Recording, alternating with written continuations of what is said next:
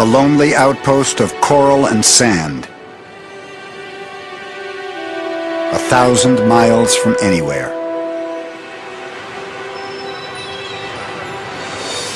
Yet here, on a blue morning in June 1942, America and Japan fought for control of the Pacific and changed the history of the world. It is 5 months since the devastating sneak attack on the Pacific Fleet at Pearl Harbor, Hawaii.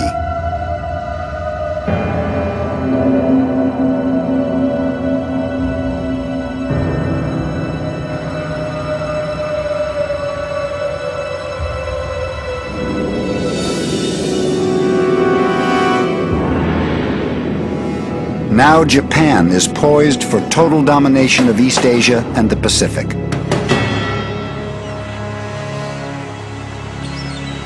Pearl Harbor. In a dingy basement beneath command headquarters, Navy codebreakers have pulled off the greatest intelligence coup of the Pacific War. Out of coded enemy radio transmissions, they have teased out the secret plans for the next major Japanese attack. A huge Japanese task force is preparing to strike a crippling blow against the already weakened U.S. Navy. It will happen at Midway, as early as June 3rd, less than a month away. Yet now, the U.S. knows what's coming. And the Americans will lie in wait, hoping to ambush the Japanese fleet. Yorktown will rendezvous with her sister ships, Hornet and Enterprise, at a point approximately 325 miles northeast of Midway. Their mission? To ambush the Japanese.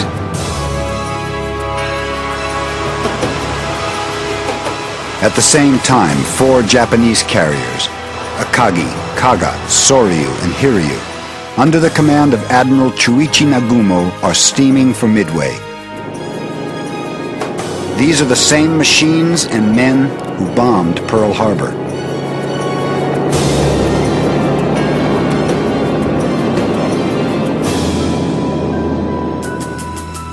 The Japanese know nothing of the American trap awaiting them. Admiral Chuichi Nagumo readies his attack. He is supremely confident of the final outcome, and utterly unaware of the American aircraft carriers slowly closing in.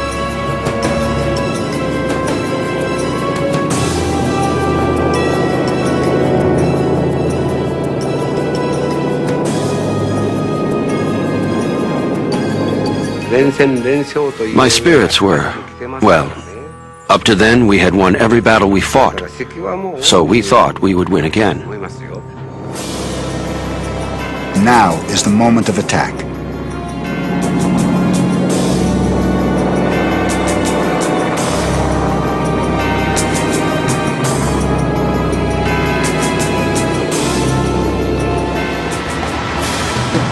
"7 a.m. The water's off Midway. The Japanese commander, Admiral Nagumo, is still completely in the dark about the trap awaiting him.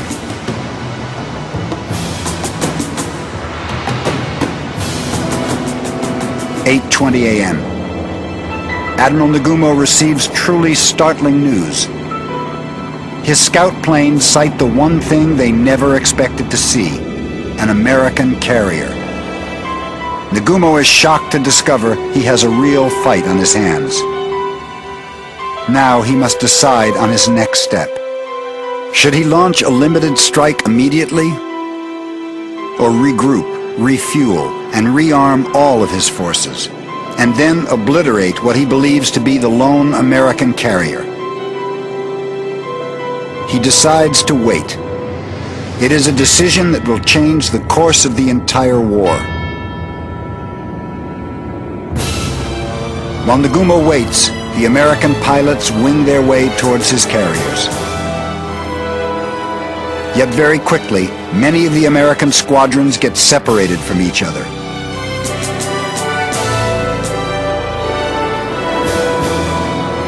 Most of the torpedo bombers find themselves on their own, without fighter protection from the fast, lethal Japanese Zeros. One after another, the young torpedo bomber crews attack just as they have been taught. Steady on, low, straight at the target.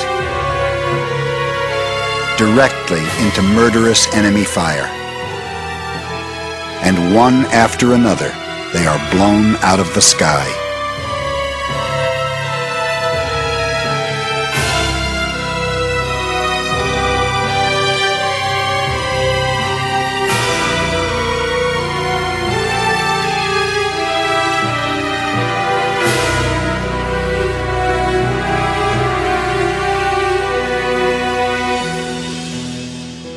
The Enterprise Torpedo Squadron, 18 out of 28 men, killed.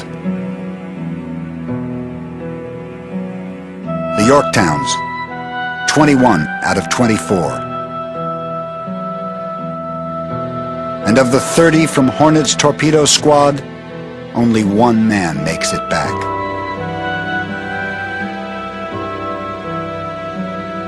Yet not a single torpedo makes a single successful strike against any of the Japanese carriers.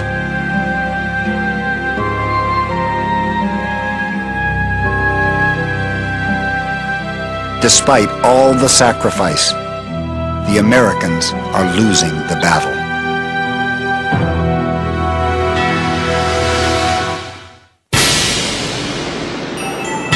America is facing defeat at Midway. And the enemy commander, Admiral Nagumo, is set to launch a massive attack against the American carriers. Nagumo's crews work feverishly to get nearly 100 warplanes into the air. Abandoning all caution, they leave explosives and gasoline strewn everywhere. The decks are a disaster waiting to happen. Less than 100 miles away, 19,000 feet up, is the last American hope, the dive bombers. But none of them can find the enemy.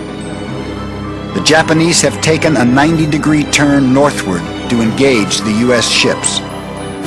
Then Enterprise's dive-bombing squadron plays a hunch and changes course. And in their sights appear the 4 Japanese carriers, Kaga, Akagi, Soryu, and Hiryu. And there is not a Japanese fighter anywhere to be seen. The enemy fighters are still too busy defending their carriers against the last of the American torpedo planes to stop the dive bombers high above. It's a sight Lieutenant Dick Best has been longing for. I was amazed to see that the deck was a bright yellow, because our decks had been stained a North Pacific blue ever since the start of the war. And in addition to the deck being a bright yellow, the big rising sun up forward of the elevator, it was glowing red, was like a tremendous advertisement of here we are the Japanese Navy. He dives toward the rising sun.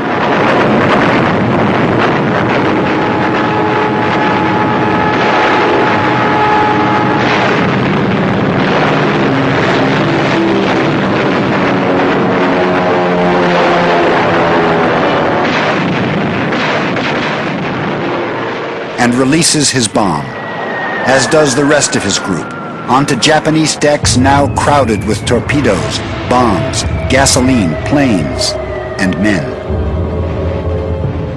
And she was a mass of flames from bow to stern, with tremendous eruptions coming up every 4 to 5 seconds as a bomb must have hit. Japanese survivors float hour after hour in the water, in silence with the dead and dying. Most are rescued by other Japanese ships, but not all. We were fortunate to have been rescued so quickly. But there were still men left swimming, and they committed suicide.